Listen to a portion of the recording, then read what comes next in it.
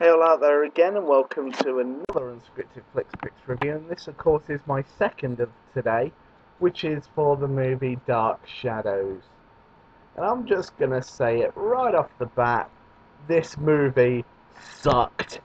I really didn't like it. There was a good beginning to it, and you start thinking, maybe this could be interesting, Tim Burton's gonna really go for a different approach, and Johnny Depp is going to get his time to shine, probably for the first time since Edward Scissorhands.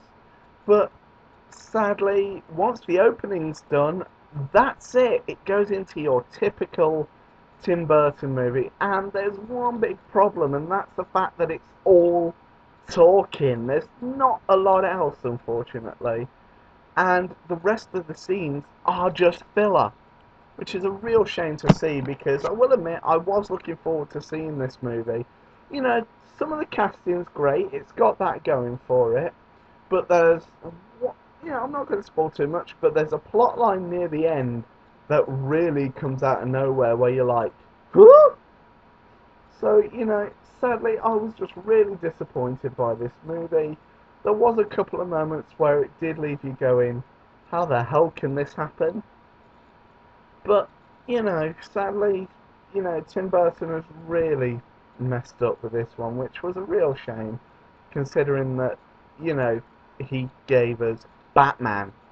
But unfortunately, this movie, and I can't believe I'm saying this, but it's one of the worst I've seen since Batman and Robin.